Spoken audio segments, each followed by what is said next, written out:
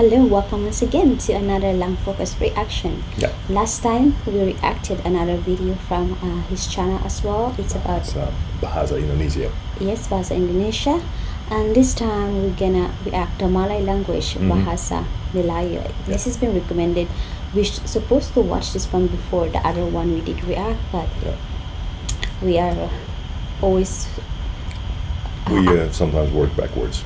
we did react according to which one is your most requested one. Yeah. That's the one. So alright, let's get started without further ado. Malay Language.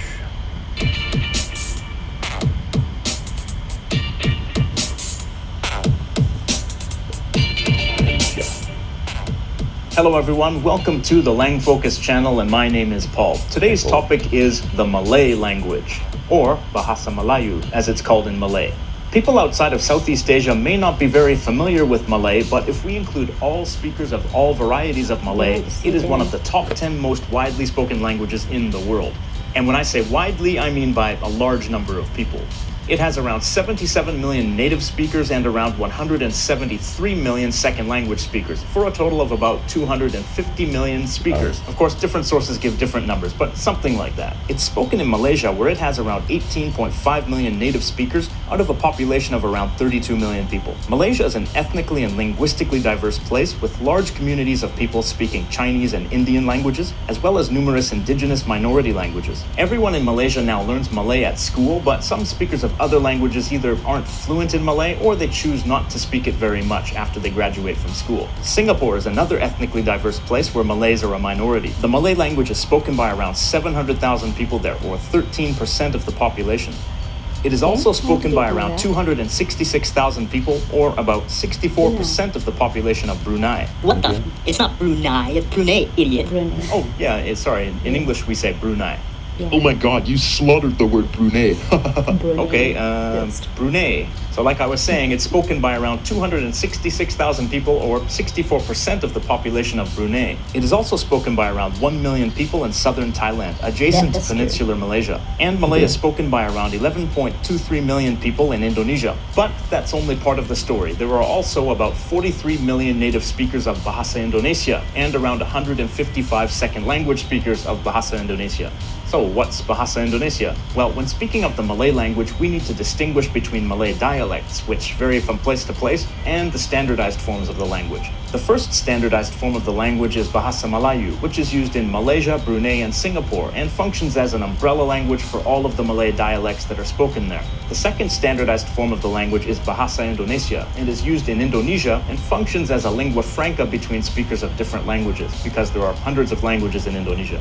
I plan to focus specifically on Indonesian in a different video in the future. This is interesting. In Malaysia, the official name of Malay is Bahasa Malaysia, meaning the language of Malaysia, instead of Bahasa Melayu, which means the language of the Malays. This name was chosen to show that the language is a language for all Malaysian citizens and not only for ethnic Malays. But some people want to change the name back to Bahasa Melayu. History. Malay is the most widely spoken language in the Austronesian language family. The Austronesian languages can most likely be traced back to a common ancestor, Proto-Austronesian, in what is now Taiwan, around 5,200 years ago. Various dialects arose from Proto-Austronesian, one of them being Proto-Malayo-Polynesian, which began splitting up into various languages around 4,000 years ago as Austronesian people expanded to the south from Taiwan. The Malayo-Polynesian sub-branch includes most of the Austronesian languages outside of Taiwan. A Proto-Malayic language, the ancestor of all Malay dialects, probably originated on the island of Borneo more than 2,000 years ago. Before its speakers migrated west to Sumatra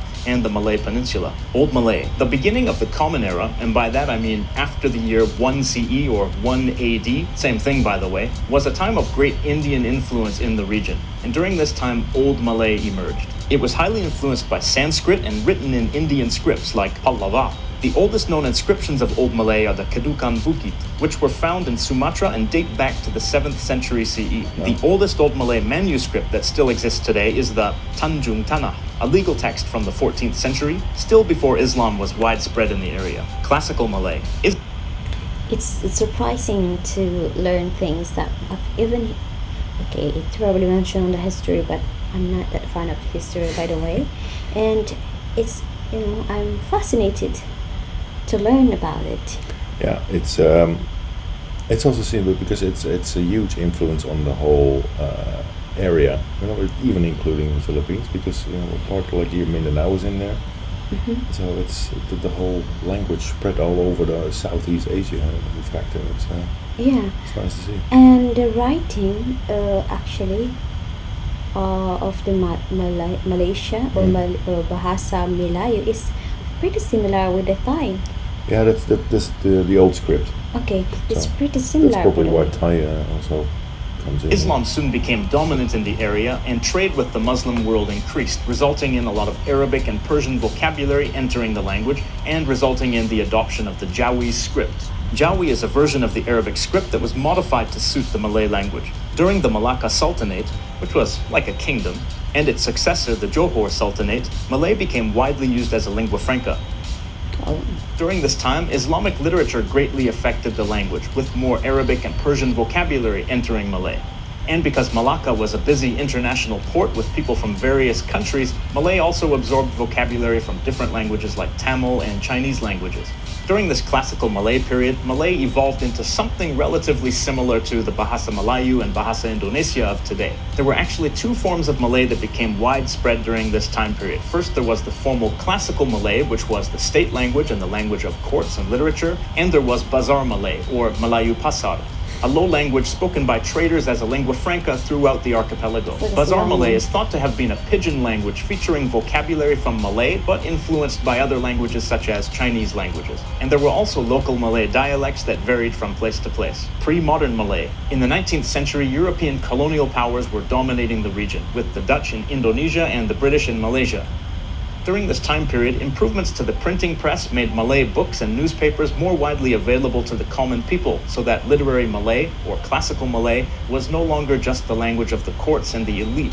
The literary Malay of the Malacca and the Johor Sultanates, in other words, classical Malay, was recognized by the British and by the Dutch as the standard form of the language and became the language of education. One notable change during the colonial period was the adoption of the Rumi writing system, the use of Roman characters to write Malay instead of the Jawi script.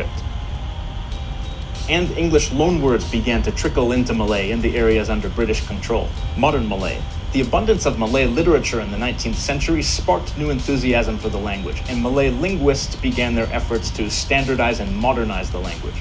In 1936, the Malay scholar Zaaba published a series of books called Pelita Bahasa, in which he updated the grammar of classical Malay, forming the basis of Bahasa Melayu and Bahasa Indonesia. In both Malaysia and Indonesia, the standard form of Malay became an important part of their respective nationalist movements and their struggles for independence. When Indonesia declared independence in 1945, Bahasa Indonesia became the national language. And when Malaysia became independent in 1957, Bahasa Melayu became the national language. Dialects. Bahasa Melayu is the standard form of Malay used in Malaysia, in Singapore, and in Brunei, and it's the form of the language taught in schools. But there are numerous spoken dialects of Malay that vary not only from country to country, but also from state to state and from town to town, with differences in pronunciation and vocabulary. The Malay spoken in Sabah and Sarawak tends to be more similar to that spoken in Brunei and Singapore, but different from the dialects in West Malaysia. And some states in West Malaysia are known for being quite divergent. For example, the dialects of Kelantan. Kelantan borders Thailand to the north, where a similar dialect is spoken. The difference is that in Kelantan, everyone learns standard Malay at school, but in southern Thailand, everyone learns Thai at school. This makes cross-dialect communication harder for speakers of Malay in Thailand. But for speakers of other Malay dialects, standard Malay is a unifying force, and speaking a little more formally can help people bridge communication gaps. Standard Malay is also the form of Malay learned by non-Malays at school. So Standard Malay is sometimes the language of inter-ethnic communication, though some people choose to speak English instead. So what is Malay like? Like most Austronesian languages, Malay is not a tonal language. It has simple phonology, and every written character represents only one sound in most cases. It has a simple SVO sentence structure. For example, Saya makan sayur. meaning I eat vegetables. Saya tak makan daging. I don't eat meat. Now let's add a modal verb. Saya tak nak makan daging. I don't want to eat meat. Saya tak nak makan daging atau minum susu. I don't want to eat meat or drink milk. Malay grammar is simple. First of all, there's no grammatical gender. There are also no noun cases. There is also no plural form in Malay. If you want to make a plural explicit, you reduplicate the word or repeat the word. Orang, Means a person. orang-orang. Oh, it's Yeah. pretty similar with the Indonesian. It is. It is basically the same. Yeah, I'm The quite same rules. well. I'm quite what's that? Surprised with the grammar they have, because there's no gender, Mhm. there's no noun, there's no plural. So you have just to like people, orang-orang, people. Yeah. So instead of in English, instead of saying people, we say The people. yeah. Well, Yeah. it's person and people, but it's like tree and trees. It's you say in English you say trees, you put an S behind it, and then in Malaysian and in Indonesian it's like trees or tree. Then you have the cool. Yeah, now I see how it is. Why when Vicky Naki, we did rap Vicky Naki, right? So Vicky Naki met a Malaysian girl. Mm-hmm. She was speaking her language, and Vicky did the same with his, but they understand each other. Yeah, for 80 or 90% they can understand each Yeah. other. Yeah. And that's why also we notice in when people are watching our videos from Indonesia, there's always Malaysia involved also in the Oh. statistics. So Okay. because they can understand. All right. Means people. And speaking of orang, fun fact. Orang means person in Malay. Hutan means forest in Malay. Orang hutan means forest person, also known as orangutan. Cool. That's the word of the word. If you want to modify a noun, you add the modifying word after the noun. The word for book. Buku. Now let's add a demonstrative pronoun. Buku coconut itu. That book. for us. Or with a possessive pronoun. Buku saya. My book. Or Buku-buku saya. my books. Or with an adjective. Buku mahal. An expensive book. In Malay, there is no English. copula verb, to be, at least in regular speech. And there is no definite or indefinite article. So, Buku mahal. could also mean the book is expensive. But to be more clear, you might say, Buku itu mahal. prepositions in Malay are very straightforward and intuitive. Saya berasal dari Kanada. I come from Canada. Saya nak pergi ke pasar malam. I want to go to the night market. Ada diskaun untuk pelajar. There is a discount for students. In this sentence, ada means there is. One of the things that makes learning Malay fun is that there are no verb conjugations. The form of the verb stays exactly the same, regardless of whether it's in present tense, past tense, or future tense. So we have the verb meaning to eat. In present tense, makan. In past tense, makan. In future tense, makan. The tense is determined by specifying a time period, like Dia makan nanti. he will eat later, or by using an adverb before the verb. Dia akan makan. He will eat. Dia sudah makan. He already ate. Or Dia sedang makan. he is currently eating, or he's eating now. And there are some other adverbs like this. But of course, it's not quite that simple, because we have the verb Makan. to eat, Absolutely but we also opposite have with the verb English grammar. Dimakan. to be eaten, and Termakan. to be eaten accidentally. And we have the verb Memakan. to consume. Then we have Memakankan. to feed something to someone. Okay. These are examples of one of Malay's most challenging features for learners, its system of building words from roots and affixes. Up above, we created some new verbs, but we can also create other types of words. Makanan. Food, Pemakan. someone who eats, so Pemakan daging. means a meat eater. Malay makes extensive use of this kind of affixation. Let's look at one more example using the root word ajar, which means to teach. Ajaran. Teachings, Belajar. to learn, Mengajar. to teach, Diajar. to be taught. Intransitive, as in I'm being taught. Diajarkan. Transitive, as in the lesson is being taught. Mempelajari. To study, Dipelajari. to be studied. Pelajar. Student, Pengajar. teacher, Pembelajaran. learning, Wow. Berpelajaran. to be educated. Seriously? All of these affixes might seem overwhelming at first, but they're fairly systematic. And once you get used to the function of all of the different affixes, then it helps you to understand words that you've never heard before, and it helps you to guess how to say words that you don't know yet.